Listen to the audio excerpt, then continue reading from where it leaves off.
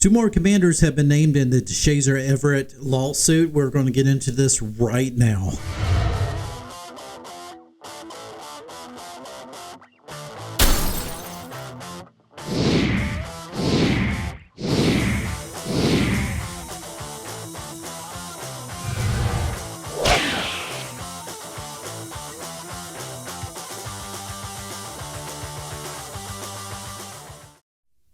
And welcome back to another video here on the Washington Football Maniacs channel. My name is Greg, and this channel is dedicated to the Washington Commanders. And if you're down with that, please make sure you have subscribed to this channel. When you do, make sure you also have hit that notification bell so you will not miss another video release. So, folks, a couple of years ago, Deshazor Everett, a former Washington Redskins player, and I guess you can call him Commanders. I don't think he ever made it to being a commander, but he, of course, got in trouble for killing his fiance accidentally in a street race. Well, two more current Commanders players have been named within a $25 million lawsuit filed by the mother of the fiance who was killed in this accident. Jamin Davis and Benjamin St-Juste, the two current Washington Commanders players who have also been named within this lawsuit. Now, folks, we talked about this before. You know, Ron Rivera, this is one thing they said. He always wanted to make sure that he drafted players who had high character type of characteristics. I don't know. He talked about high character. He talked about being leaders and talked about, you know, just players who can be flexible in their positioning on the teams and things like that. Smart players, whatever. But obviously, I don't know. He just really had a big swing and miss, especially on these two players, especially Jamin Davis. Jamin Davis was one, as we all know, that Ron Rivera and company decided to move up to get.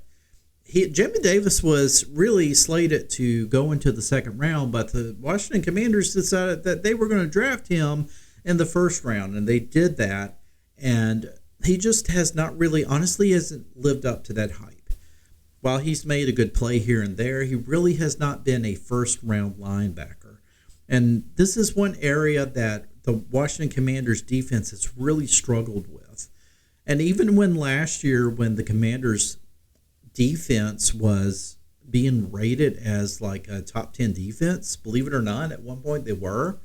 Jamin Davis still kind of struggled. He played better as the season progressed, but by year 3, you would think Jamin Davis should be like at an all-pro level, but he is not. And, you know, at times he's made good plays, but he's just not really been that dominant of the player. Never could be that Mike of a linebacker, right?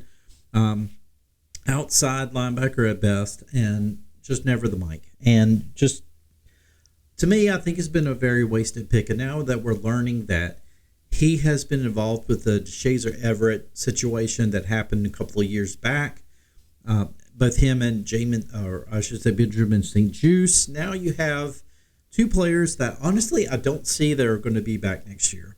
Number one, I didn't think that they were going to be back next year because of their play. I don't think that Benjamin St-Juste has honestly lived up to potential either, nor Jamin Davis. So, honestly, those two players, I think they're going to be gone next year. There's going to be a mass exodus of players, folks. Anyway, they're going to be gone. And those two players, now that you mentioned with them being within this situation, now we can talk about these guys are young. They're going to do foolish things. Well, you know, drag racing out there on a public street. Okay, I'll admit, all of us has probably done some stupid things when we were young. I did a lot of stupid things when I was young. But I think when it comes down to being in the public eye, when you're an athlete, you're a sports player, a professional athlete, when you're a politician, when you're an actor, actress, movie star, whatever it is, I think you're held at a higher standard. And it doesn't matter how old or young you are. I think you're held at a higher standard and you need to adhere to that standard because you have people who are looking up to you. Well, if you like it or not, you do. And anytime that you see situations like this, I mean, this was a bad situation. Someone actually died. And it was very unfortunate. And even though it was a mistake that cost somebody their life. And those who are involved have to live with this for the rest of their lives.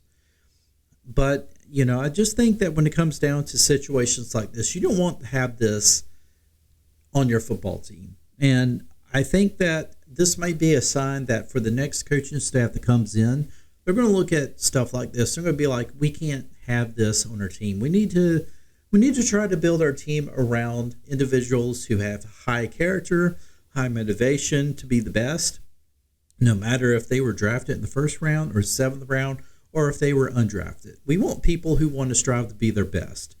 Those are the people that we want to build our team around. And I think when you build your team around people like that, you're going to be a lot more successful. And I just think when you have the Benjamin St-Justes, and I don't mean to talk badly about these people. I really don't, because I don't know them. But at the same time, honestly, these are stupid things to do.